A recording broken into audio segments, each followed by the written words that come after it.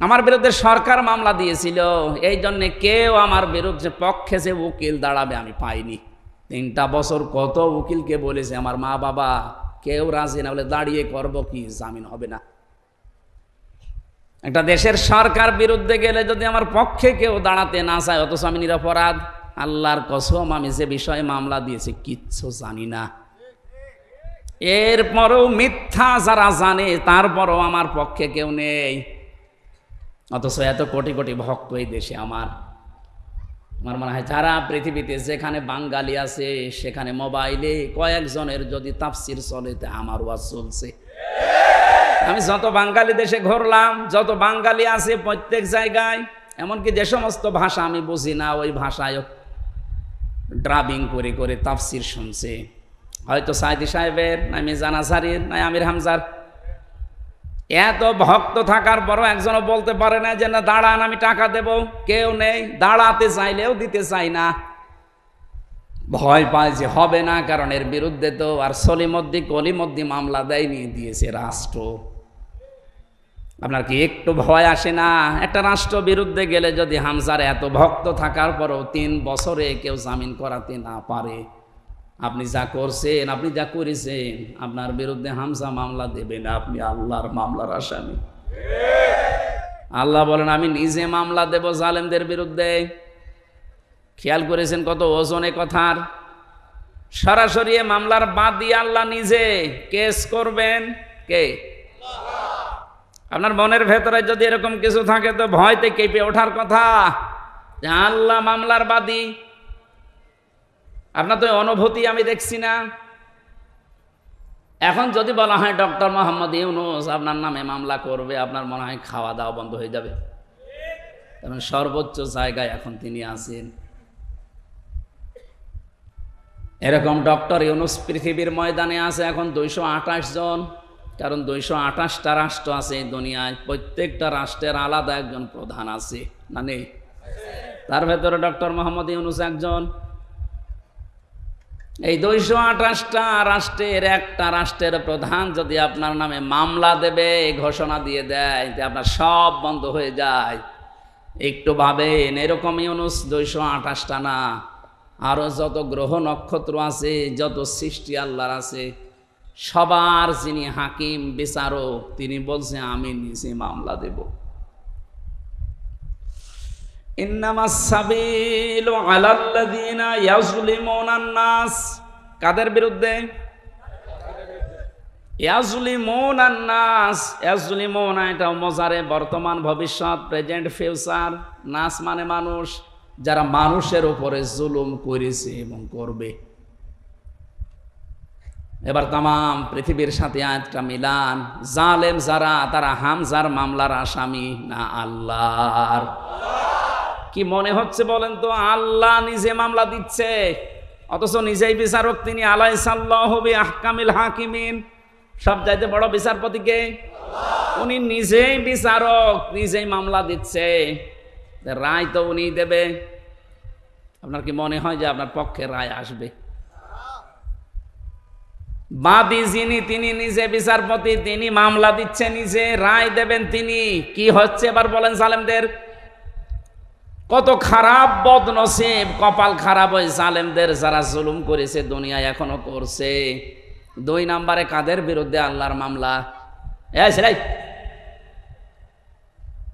আমার মনে হয় দ্বিতীয় আয়াতের দ্বিতীয় শব্দটা না বললেই ভালো হয়, এটা একটু ঝামেলা আছে। ওয়ায়াবগুনা ফিল আরদি বিগাইরিল হক। পৃথিবী শান্ত হয়ে যাওয়ার পরে আবার যারা বিশৃঙ্খলা তৈরি করার জন্য চেষ্টা চালায়, তাদের বিরুদ্ধে আল্লাহর মামলা। 5 তারিখের পর থেকে আজকে 27 তারিখ, এই কয়দিনে কতবার বিশৃঙ্খলা তৈরি করার জন্য অনেকে চেষ্টা চালিয়েছে, এখনো চালিয়ে যাচ্ছে। সুতরাং যারা এগুলো করছেন, আপনার বিরুদ্ধে ডক্টর ইউনূসের মামলা না, আল্লাহর মামলা আপনার বিরুদ্ধে। আপনি এখন সব কিছু সামনে নিয়ে এসে এটা করা লাগবে, ওটা করা লাগবে, তো 15 বছর কোথায় ছিলেন?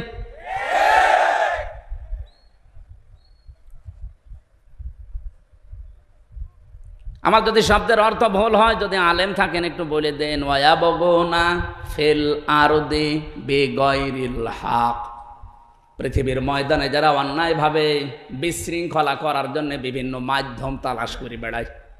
দেখেন তো মাঝে মাঝে এক একটা ইস্যু তৈরি করে মাধ্যম তালাশ করে খালি কি করে বিশৃঙ্খলা তৈরি করা যায়, চেষ্টা চালিয়েই যাচ্ছে। তাদের জন্য আল্লাহর ঘোষণা, উলাইকা লাহুম আযাবুন আলীম, যন্ত্রণাদায়ক শাস্তি তার জন্য আমি দুনিয়ার আখিরাতে রেডি করে রাখছি। কোরআনে কারিমের কিছু মানবেন আর কিছু মানবেন না, তাদের জন্য সতর্ক বার্তা এই সূরা বাকারা ১ম নাম্বার পারা ১২ নাম্বার পৃষ্ঠা ৭ নাম্বার লাইনের ৮৫ নাম্বার আয়াতে আছে।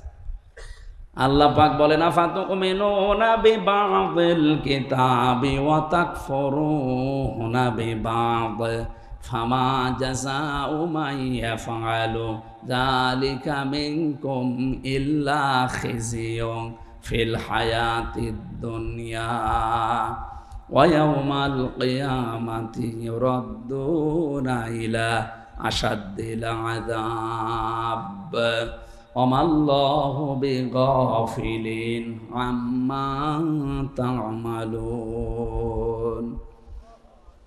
এ পৃথিবীতে লাঞ্ছনা, গঞ্জনা, অপমান, অপদস্থ, কলার পাতায় শুয়ে থাকা লাগবে তাদের জন্যে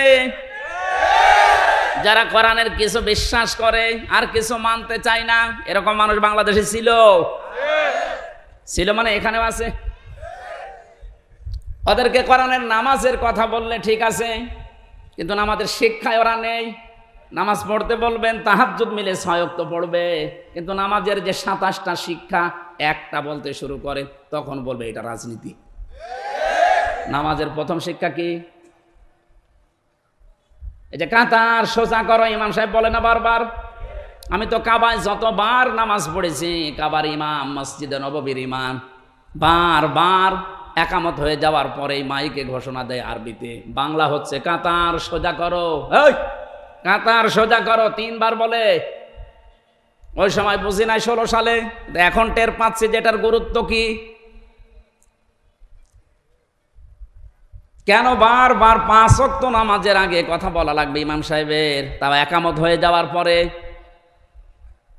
এই জন্যে বারবার এ কথা নবীজি জানিয়েছেন, যেন কাতার যদি সোজা না থাকে, যার জন্য কাতার বাঁকা হবে সেই লোকটা হেদায়েত থেকে চিরবঞ্চিত হয়ে যাবে। এতটুকু শেষ না ব্যাখ্যা? ২য় নম্বর, কাতার সোজা করার ঐক্যবদ্ধ মানুষ যেভাবে কাতারের ভেতরে কোনো দলমত রাখে না যে এখানে সবাই এক, কারণ এখানে আল্লাহর বিধান পালন করা হবে। কয়টা? হ্যাঁ, না, আল্লাহর বিধান এখানে পালন করা হবে একটা, তার নাম সেজদা। নাম কি? সেজদা দেওয়ার জন্য এটা এত আয়োজন, নাকি অন্য কোনো উদ্দেশ্য আছে? সেজদা দেওয়ার জন্যই মানুষের এত আয়োজন। বিশাল মসজিদ বানিয়েছে, হচ্ছে না। আবার শুনলাম যে 2 তলা করবে, ওই যে গাছতলায় বাসতলায়, ওখানেও নাকি মানুষ বৃষ্টির ভেতরে নামাজ পড়ে। কি গুরুত্ব দিয়ে 2 তলা মসজিদ বানাচ্ছে, মানুষ যেন কষ্ট না পায়। 5 ওয়াক্ত আযান দেওয়ার জন্য আলাদা একজন মুয়াজ্জিন আছে, এটা পরিষ্কারের জন্য খাদেম আছে, টয়লেট এবং ওযুখানার জন্য আলাদা ক্লিনার আছে, আলাদা। 5 ওয়াক্ত নামাজ পড়ানোর জন্য একজন ইমাম আছে, জমা পড়াবে আর একজন খতিব আছে। এত আয়োজন করে উদ্দেশ্য আল্লাহর একটা বিধান এখানে পালন করা হয়, তার নাম সেজদা। নাম কি? এবার আপনার বিবেককে বলেন তো, একটা বিধান পালন করতে গিয়ে যদি এত আয়োজন করা লাগে, বারবার বলা লাগে, তাহলে এর বাইরে কত আয়োজন আছে আমাদের পরিবার, সমাজ, রাষ্ট্রীয় জীবনে বলেন। এখানে মাত্র একটা বিধান, কোরআনে এরকম বিধান আছে 500। কয়টা? একটা বাদ দিলে এখনো থাকছে কয়টা? যে 499টা এখন তো আর মসজিদে নেই, বাকিগুলো সব বাইরে। এখানে একটা পালন করতে যদি সব এক হয়ে যেতে পারেন, কাঁধে কাঁধ মিলিয়ে, পায়ের গোড়ালির সাথে গোড়ালি মিলিয়ে সব এক, এখন পালন হবে আল্লাহর বিধান। এই শিক্ষাটা আল্লাহ চায় যে আপনি বাইরে নিয়ে যান। এরকম 499টা বিধান এখন পরিবার, সমাজ, রাষ্ট্রে আছে। ওইগুলো মানতে গিয়ে যদি কেউ বাধা দেয়, তখন আর কেউ নেই, সব আমরা এক। এই শিক্ষাটা আপনি নিতে চান না?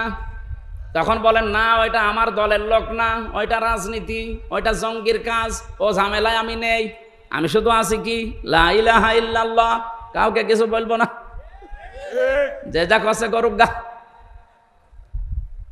এ নামাজের কথা বললে তাও তো আপনি একটু হালকা পাতলা মানেন, রোজার কথা বললেও হালকা পাতলা মানেন, কিন্তু এই পৃথিবীতে ওই 499টা বিধানও যে দরকার, ওই কথাগুলো বলতে গেলে তখন আপনি বলেন এইটা রাজনীতি, এইটা রাষ্ট্রের ব্যাপার। আপনি তো কোরআন বোঝেননি, কোরআন ডিপলি ভাবে নিজে বোঝেনও না, যারা ডিপলি বোঝে তারা বোঝাতে চাইলে আপনি মানেনও না, আপনি তো আবু জেহেল ছাড়া কিছু না।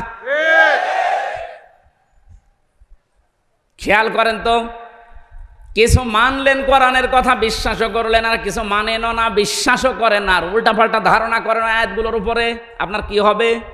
সূরা বাকারার আয়াত অনুযায়ী আল্লাহ বলেন তাদের দুনিয়া আর আখিরাতের শাস্তি আমি তৈরি করলাম, লাঞ্ছনা, গঞ্জনা, অপমান, অপদস্থ জীবন। এখন হাড়ে হাড়ে টের পাচ্ছি না আমরা? এতটুকু আল্লাহ শেষ করে দিতে পারতেন, পরের শব্দ তো আরো কঠিন। ওয়ায়াউমাল কিয়ামাতি ইউরাদ্দুনা ইলা আশাদ্দিল আযাব।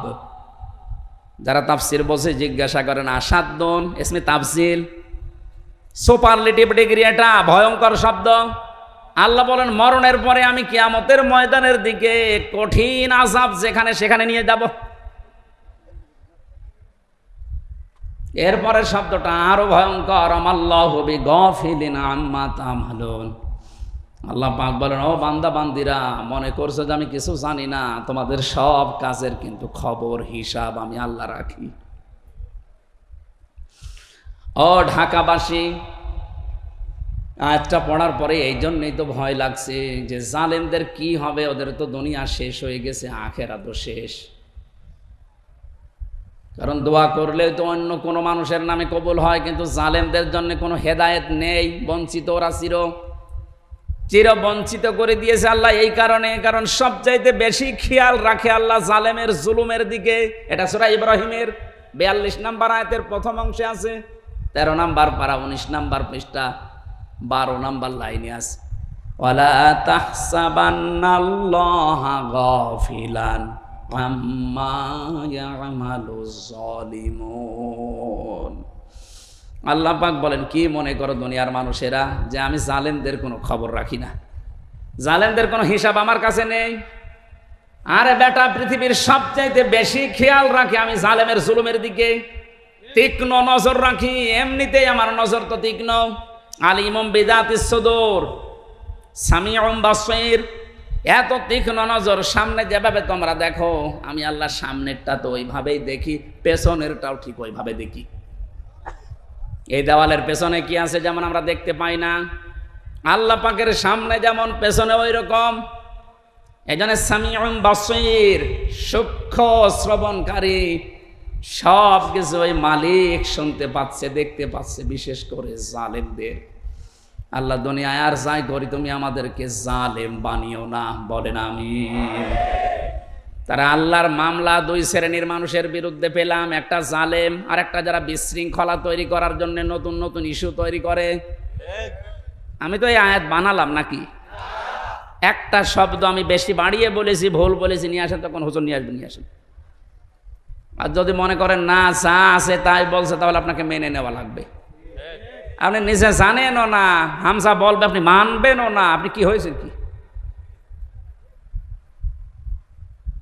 আপনাকে তো আমি বাঁচানোর জন্য এসেছি। আমার বাবার যা আছে ওই সম্পদ নিয়ে যা কিছু গড়েছে ওগুলো নিয়ে কিন্তু আমি নাড়াচাড়া করে আমার জীবনটা পার করে দিতে পারবো, আমার অসুবিধা নেই। রাত দিন এত সফর করে কোথায়, সেই কুষ্টিয়া, কোথায় এখানে, কালকে আবার যাওয়া লাগবে মনে হয় সেই নওগাঁ, এরপরের দিন আবার চট্টগ্রাম। এভাবেই যে দৌড়াদৌড়ি করছে, আল্লাহর কসম শুধু স্বার্থের জন্য না, আমি চাচ্ছি চোখ লাগিয়ে কোরআনের দেখতে পাচ্ছি যে জাতি জাহান্নামে যাচ্ছে। এই জুলুমের কারণে, এই বিশৃঙ্খলা তৈরি করার কারণে আপনি আল্লাহর মামলার আসামি হয়ে যাচ্ছেন, আপনাকে কেউ বাঁচাতে পারবে না। আমার বিরুদ্ধে সরকার মামলা দিয়েছিল, এই জন্য কেউ আমার বিরুদ্ধে পক্ষে যে উকিল দাঁড়াবে আমি পাইনি। 3টা বছর কত উকিলকে বলেছে, আমার মা বাবা কেউ রাজি না, বলে দাঁড়িয়ে করব কি, জামিন হবে না। একটা দেশের সরকার বিরুদ্ধে গেলে যদি আমার পক্ষে কেউ দাঁড়াতে না চায়, অথচ আমি নিরপরাধ, আল্লাহর কসম আমি যে বিষয়ে মামলা দিয়েছি কিচ্ছু জানি না, এরপরেও মিথ্যা যারা জানে তারপরও আমার পক্ষে কেউ নেই, অথচ এত কোটি কোটি ভক্ত এই দেশে আমার মনে হয় যারা পৃথিবীতে যেখানে বাঙালি আছে সেখানে মোবাইলে কয়েকজনের যদি তাফসির চলে আমার ওয়াজ চলছে। আমি যত বাঙালি দেশে ঘুরলাম, যত বাঙালি আছে প্রত্যেক জায়গায়, এমনকি যে সমস্ত ভাষা আমি বুঝি না ওই ভাষায় ড্রাবিং করে করে তাফসির শুনছে, হয়তো সাইদি সাহেবের, না মিজান আসারির, না আমির হামজার। এত ভক্ত থাকার পরও একজনও বলতে পারে না যে না দাঁড়ান আমি টাকা দেব, কেউ নেই, দাঁড়াতে চাইলেও দিতে চাই না, ভয় পায় যে হবে না, কারণ এর বিরুদ্ধে তো আর সলিমদ্দি কলিমদ্দি মামলা দেয়নি, দিয়েছে রাষ্ট্র। আপনার কি একটু ভয় আসে না? একটা রাষ্ট্র বিরুদ্ধে গেলে যদি হামজার এত ভক্ত থাকার পরও 3 বছরে কেউ জামিন করাতে না পারে, আপনি যা করছেন, আপনি যা করেছেন, আপনার বিরুদ্ধে হামজা মামলা দেবে না, আপনি আল্লাহর মামলার আসামি। আপনাকে নিয়ে আমার ভয় হচ্ছে, চিন্তা হচ্ছে, এরকম ভয় এবং চিন্তায় যেন সামনে আর কেউ না পড়ে, এই জন্যই তো সতর্ক করছি। হ্যাঁ, গুনাহগার তো আমরা সবাই, গুনাহ করেন কিন্তু মাফ চান, কিন্তু জুলুম করবেন না। ইত্তাকি দাওয়াতাল মাজলুম ফাইন্নাহা লাইসা বাইনাহু ওয়া বাইনাল্লাহি হিজাব। সব চাইতে বেশি সতর্ক থাকবা জালেমের, সব চাইতে বেশি সতর্ক থাকবা পৃথিবীর মানুষেরা মাজলুমের বরদোয়া থেকে, কারণ মাজলুমের বরদোয়া আর আল্লাহর ভেতরে কোনো হিসাব নেই, পর্দা নেই, ও কিছু বললেই কবুল হয়ে যায়। হয়তো কবুল হতে 2-1 দিন দেরি হয়, নাই তুমি সঙ্গে সঙ্গে হয়, এতটুকু, তাছাড়া হবেই। মাজলুমের দোয়া আল্লাহ ফেরত দেয় না, এটা ফেরত দিলে হাদিস মিথ্যা হয়ে যাবে। জেলখানায় ওই ছোট হুজুরটা আমার সাথে ছিল, রাফিকুল ইসলাম মাদানি, ওর উপরে যে জুলুম হয়েছিল ওই সময়ে বাস্তব কথা বলছি, আমারে বলছে হামজা ভাই আমারে হাতির ছেলেরা 12:30-1টার দিকে নিয়ে গেছে, চোখ বেঁধে পড়া উলঙ্গ করেছে, আমারে হাতের ওপর একটা সিগারেট ধরিয়ে দিয়েছে, একটা অর্ধ উলঙ্গ মেয়ে লোককে আমার পাশে দাঁড়িয়ে ছবি তুলছে, বলছে এইটা ছেড়ে দেব, যে হুজুরের চরিত্র এইরকম। মোবাইলের ভেতরে উল্টা পাল্টা নাচ গান বিভিন্ন জিনিস ডাউনলোড করে করে ওগুলো ছড়িয়ে দেব, যে হুজুরের মোবাইলে এগুলো পাওয়া যায়। এমন অসহায় ওই সময়, কারণ 2টা রাস্তায় ব্লক করা, 12:30টার পরে, যেন ইমার্জেন্সি কাজ চলছে, কেউ এখানে না আসে। কি ইমার্জেন্সি কাজ চলছে দেখেছেন? মাজলুম কি আমি সেইটা বোঝানোর জন্য এটা বললাম, কারণ এটা আমি শুনেছি ওর কাছে। শেষেও বলছে, এসআইকে জিজ্ঞাসা করলাম যে ভাই আপনারা যা করছেন এটাকে হারুন স্যার জানে? বলছে 3 ইঞ্চি হারুন। বলছে জানে না মানে, হারুনই তো করাচ্ছে। অথচ রিমান্ডে থাকতেও কত ভালো ভালো কথা আমার সাথে বলছিল, কত ভালো আচরণ দেখাচ্ছিল, তলে তলে যে এত বড় ক্ষতি করবে আমি বিশ্বাসও করতে পারি নাই। এই জন্যে জিজ্ঞাসা করলাম যে হারুন স্যার কি এটা জানে? জানে না মানে উনি করাচ্ছে। যে এত অসহায় আমার কাছে মনে হচ্ছিল ওই সময়, যে আমার তামাম পৃথিবীতে মনে হয় আল্লাহ বাদে আর কেউ নেই। কিসের মা বাবা, আত্মীয় স্বজন, দলের লোক সব শেষ। ওই মুহূর্তেই দোয়া করেছেন, আল্লাহ আমাকে যেভাবে যা কিছু ওরা দেখেছে, যারা যারা এর সাথে জড়িত, ওদের সব কিছু এভাবে তুমি দেখিয়ে দিও। আল্লাহ যে কবুল করেছে তার প্রমাণই হারুন। যদি মিথ্যা মনে হয়, আপনি 3 ইঞ্চি শোনেননি?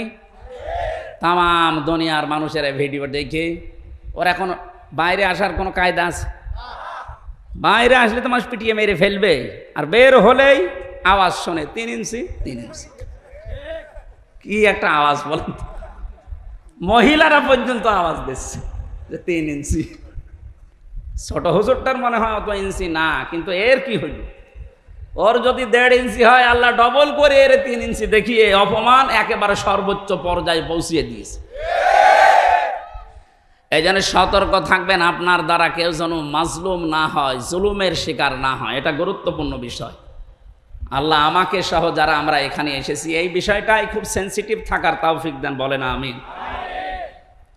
আমরা দরুদ পড়ছি, সালাম পাঠাচ্ছি মোহাম্মদ রাসূলুল্লাহ সাল্লাল্লাহু আলাইহি ওয়াসাল্লামের প্রতি। আজকে যে সূরার কয়েকটা আয়াত পড়লাম, সূরার নাম ৩। কি সূরা? বলেন বলেন। ৩-এর কয়েকটা ব্যাখ্যা আমি তাফসিরে পেয়েছি। ৩ হচ্ছে একটা মসজিদের নাম। হযরত নূহ আলাইহিস সালাম তার নৌকাকে যে পাহাড়ে ভিড়িয়েছিলেন, যদি পাহাড় বলা হয়। কি পাহাড়? ওই সময় যে বন্যা হয়েছিল বিশাল, ওই বন্যার কারণে নৌকায় চড়ে যেই পাহাড়ে থেমেছিলেন 40 দিন পর, ওই পাহাড়ের নাম হচ্ছে ৩। ওই পাহাড়ের নাম কি? ওখানে একটা মসজিদ বানিয়েছে, ওই মসজিদের নামই ৩।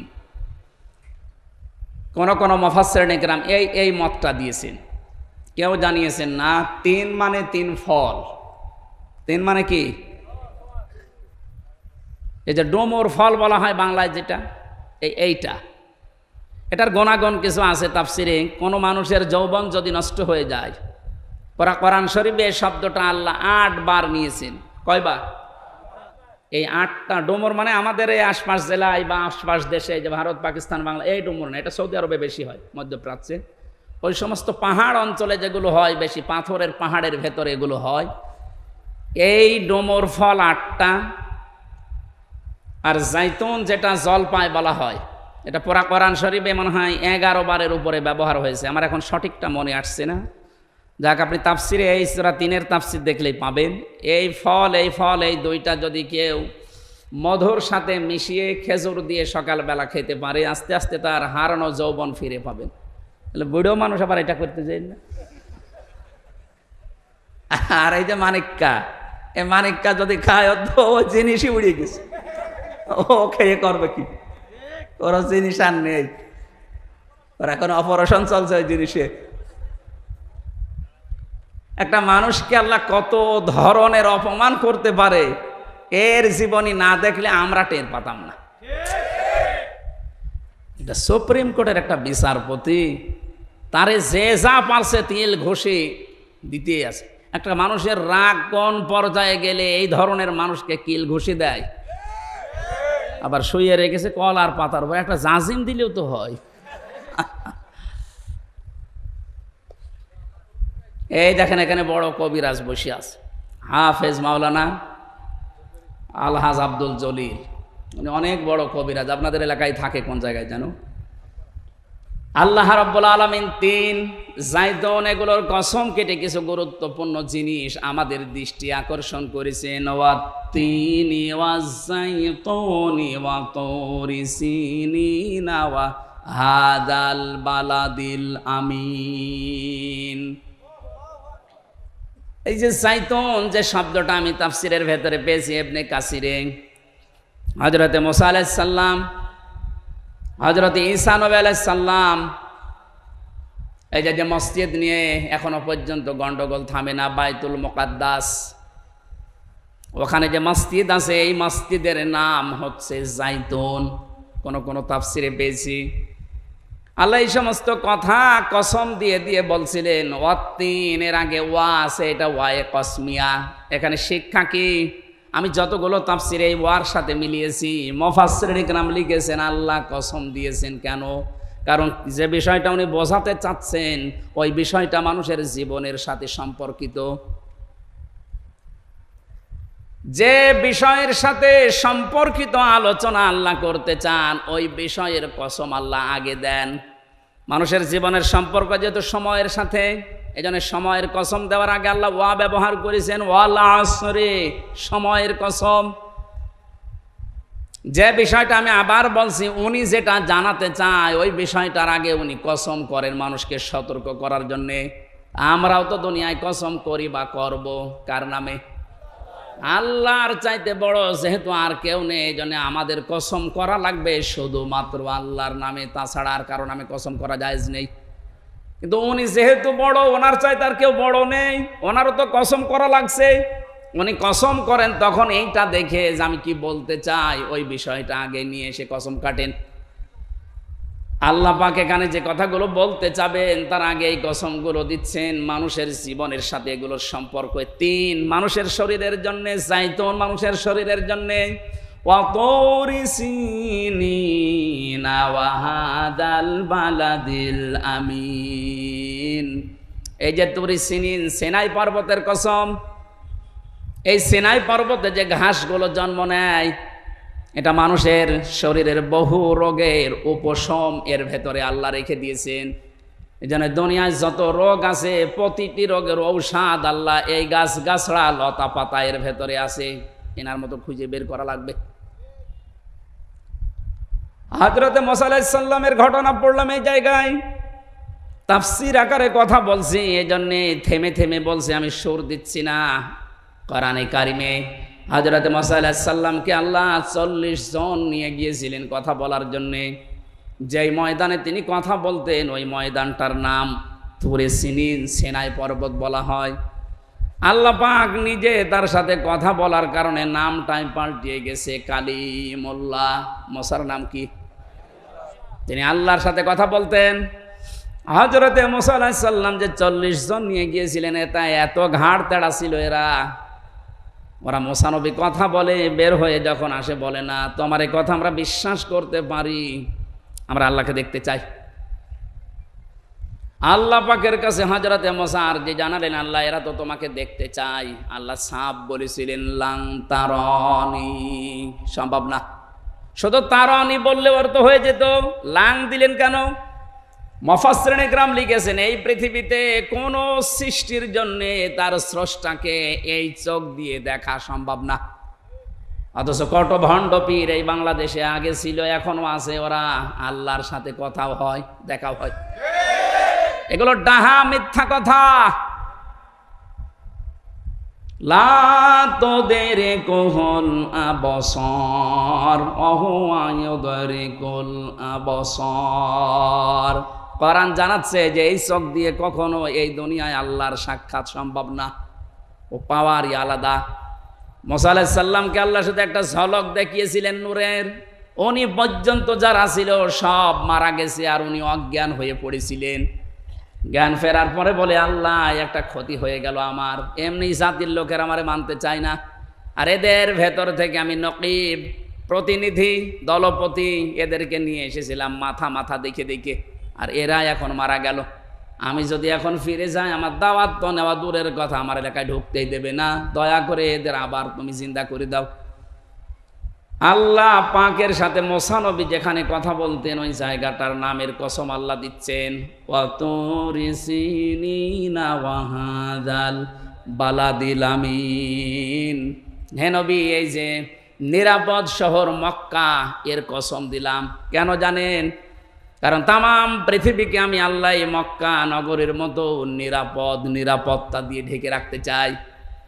বিশ্বনবীকে যেদিন বিদায় করার জন্য আবু জেহেল সংসদে আইন পাশ করেছিল রানন্না দোয়াই, ওই দিন মুহাম্মদুর রাসূলুল্লাহকে আল্লাহ উনি যখন বিদায় নিয়ে যাবেন, যে পাহাড়ের কাছে তাকিয়েছিলেন কাবা শরীফের দিকে, যে কাবা, তোর কাছে থাকার খেদমত করার বড় আশা আমার ছিল, কিন্তু তোর নিষ্ঠুর সন্তানরা আমরা থাকতে দিল না, আমি আবার আসব।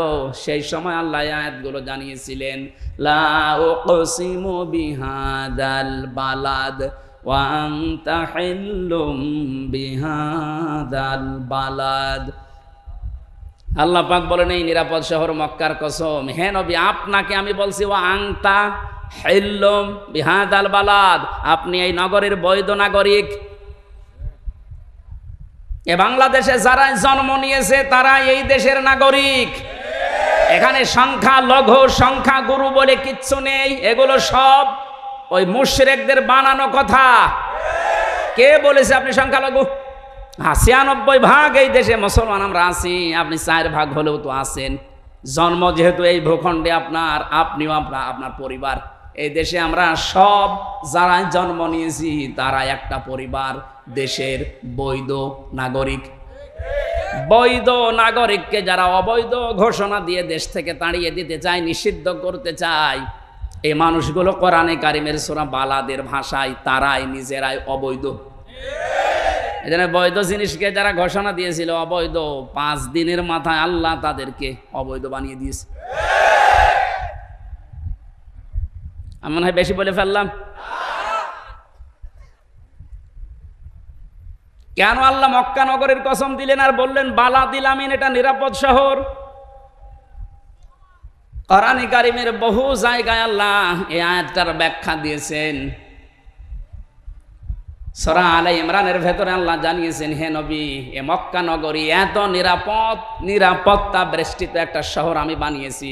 কেউ যদি হেরেম শরীফের এলাকায় প্রবেশ করে তাকে মেরে ফেলা জায়েজ নেই, এত নিরাপদ, সে যত অপরাধী হোক। আমার মনে হয় কোরআনে কারিমের এই নিয়ম নীতি বিশ্বনবী যখন চালু করতে পেরেছিলেন, পুরা মক্কা নগরী না, পুরা আরব জাহানকে আল্লাহর নবী এমন বানাতে পেরেছিলেন যেটা মায়ের কোলে মানুষ আছে। ওই দৃশ্যটা আমরা এখন দেখতে চাই। এ দেশটা 53 বছর হয়ে গেল স্বাধীন হয়েছে, বিভিন্ন মানুষের দায়িত্ব পালন করা আমরা দেখেছি, কিন্তু বালাদিল আমিন আমরা পাইনি। চাচা এরশাদ ঘোষণা দিয়েছিল মরণের আগে যে বাইরে থাকলে খুন, ঘরে থাকলে গুম। আল্লাহ পাক বলেন, না, আমার আইনগুলো যদি সত্যি চালু করতে পারো, আমিও তোমাদের পৃথিবীর যে জায়গায় চালু হবে ওই জায়গাটা বালাদিল আমিন বানিয়ে দেব। 53 বছরে যেহেতু আমরা দেখেছি, বাবা চালিয়েছে, স্বামী চালিয়েছে, চাচা চালিয়েছে, বোন চালিয়েছে, ভাবিও চালিয়েছে। এখন শুধু দেখতে বাকি আছে যে কোরআন দিয়ে চললে দেশটা কেমন দেখা যায়। বালাদিল আমিন যদি সত্যি দেখতে চান, আল্লাহর কসম দিয়ে আমি বলতে পারি, কোরআনের নিয়ম নীতি যেগুলো আছে 500 আয়াত শরীয়তের বিধান, কয়টা? এর ভেতরে সংসদে কায়েম করার মতো আছে 73টা। কয়টা? এই 73টা ধারা যদি সত্যি আমরা কায়েম করে দিতে পারি, সারা বাংলাদেশটা আমার আল্লাহ বালাদিল আমিন বানিয়ে দেবেন। বিশ্বাস যদি না হয় আপনি কায়েম করে দেখেন। জামাত ইসলামের আমির কয়েকদিন আগে ঘোষণা দিয়েছে যে যারা ইসলামী আন্দোলনকে যারা মনে করেন যে ইসলাম ক্ষমতায় গেলে মেয়েদেরকে বন্দী করে রাখবে, জুজুর ভয় দেখাচ্ছেন, আমাদেরকে আপনি ওই জায়গায় বসিয়ে দেখেন, 5 বছরের ভেতরে বাংলাদেশের প্রত্যেকটা মহিলা বলতে বাধ্য হবে যে কিয়ামত পর্যন্ত এরা যেন আর না যায়। মুজদালিফায় যারা সারা রাত কাটায়, আমার পাশে যুবতী মেয়ে ঘুমিয়ে আছে, তাকানো তো দূরের কথা, মনের ভেতরে ধারণাও আসে না যে এখানে পাকিস্তানের সুন্দরী মেয়েরা, সৌদি আরবের সুন্দরী মেয়ে আমার পাশে ঘুমিয়ে আছে। কেন? কারণ আল্লাহর আইন চলছে। কার আইন? ওখানে কোনো পাহারাদার নেই, কোনো বেড়া দেওয়া নেই, কোনো দেওয়াল নেই, কেউ নেই, শুধু আল্লাহ আছে। হাজার হাজার লক্ষ লক্ষ মানুষেরা চাটিয়াল ময়দানে পড়ে আছে। নিজে পরীক্ষিত, নিজে দেখে আসলাম। হাসি যদি এখানে থাকে জিজ্ঞাসা করেন, তারা দেখে যে হাসি না, এটা জিজ্ঞাসা করেন। ওইটা আমরা চাই যে বালাদিল আমিন হিসাবে দেশে ঢাকা শহর থেকে কুষ্টিয়া পর্যন্ত 250 কিলোমিটার একটা মেয়ে, যুবতী মেয়ে হেঁটে চলে যাবে, আল্লাহর ভয় ছাড়া ওর মনের ভেতর কোনো ভয় থাকবে না। সেটার জন্য আল্লাহর বিধান লাগবে। দুনিয়ার কোনো বিধান দিয়ে এটা যে হবে না, তার প্রমাণ আমরা 53 বছরে পেয়েছি।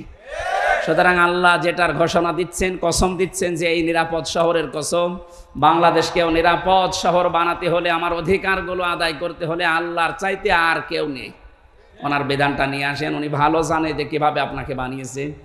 এর পরবর্তী আয়াতগুলোতে আল্লাহ আমাদেরকে আমাদের জীবন সংক্রান্ত যে বিষয়গুলো আছে, যে লাকাদ খলাকনাল ইনসানা ফি আহসানি তাকওয়িম সুম্মা রাদাদনাহু আসফালা সাফিলিন, এই 2টা আয়াতে আল্লাহ আমাদের জীবন সংক্রান্ত, মানুষের চরিত্র, মানুষের গঠন, কিভাবে উঁচা নিচু হয়, নষ্ট হয় মানুষ, কিভাবে এই বিষয়গুলো একটা একটা করে তুলে ধরেছেন।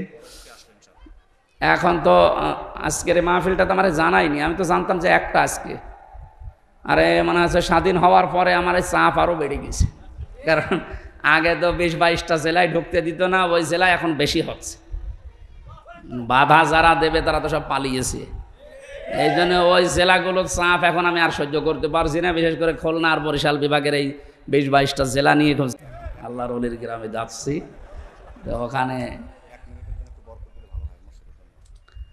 আপনাদের ইমাম সাহেব, এই যে ওনার চেহারা দেখলে আল্লাহর কথা মনে হয়, যার চেহারা দেখলে আল্লাহর কথা মনে হয় ওটা একটা অলি। উনি অলি কিনা আমি জানি না, কিন্তু ওনার চেহারা দেখলে যেহেতু মনে হচ্ছে কিছু আমল আখলাক আছে, আল্লাহ যেন ওনারে কবুল করেন।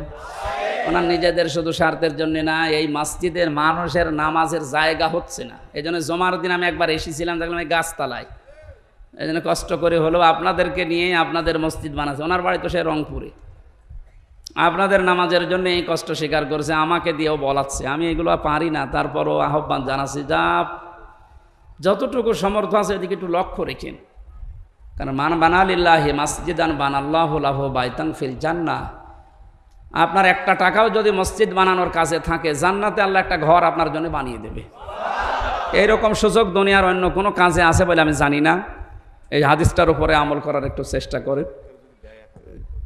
উনি তো 30,000-এর কথা বলেছিলেন, মাত্র আমারটা দিয়ে মনে হয় 11,000 হয়েছে।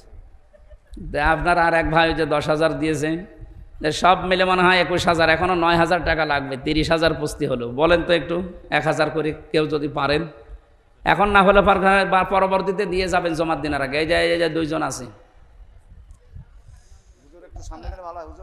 1 2 1 2 3 1 2 3, তার মানে 24 জন হয়ে গেছে। আর 6 জন এই স্টেজে যাদের বসান, এ কি গরিব মানুষ সব? এনারা 1,000 টাকা এক মাসে দিতে পারবে না? মানে হ্যাঁ, ডিশের বিলেই প্রায় মাসে মনে হয় 600-700 টাকা দেওয়া লাগে। ওই 3 জন হয়ে 24 জন। আর মানুষ নেই ভাই? এই যে আরেকজন আছে, দেখেন তো কে? 25 জন। আর 5 জন লাগবে। বলেন, একটু বলেন, তাড়াতাড়ি বলেন। আপনারা আলাদাভাবে মাহফিল দেবেন, আলাদা অনুষ্ঠান। আমার তো সময়ও পাওয়া যায় না। আরও যারা ভালো ভালো আলোচক আছে দেশে, ভালো ভালো আলেম আছে, তাদেরকে নিয়ে আসবেন। 1-1.5 ঘন্টা 2 ঘন্টা না হলে তাফসির শেষ করা যায় না এক আয়াতের উপরে। আর আমার যে লিখিত বই ছিল মনে হয়, ওগুলো গাড়িতে আছে, সাদা গাড়িতে যদি থাকে, আপনাদের সামর্থ্য থাকে, কিনে মেয়েকে দেবেন আগে। কারণ মেয়েকে তো বিয়ে দেবেন, ওর দায়িত্ব কর্তব্য আগে জানা দরকার। জেলখানার 3টা বছরে দেখেছি হাজারো মানুষ শুধু এই পরিবারের কারণে জেল খাটতেছে। এই পারিবারিক জীবনের ঝামেলাগুলো খুব ঝামেলা। এটা সবাই আসি, সে আলেম হোক আর জালেম হোক। এই জন্য ওইটা নিয়ে যে আজকে মেয়েকে, নিজের বউকে, মাকে, ফুফুকে, এদেরকে আগে পড়া। আশা করছি পরিবারটা ভালো হবে। যদি পারেন ওখান থেকে নিয়ে যাবেন ইনশাআল্লাহ।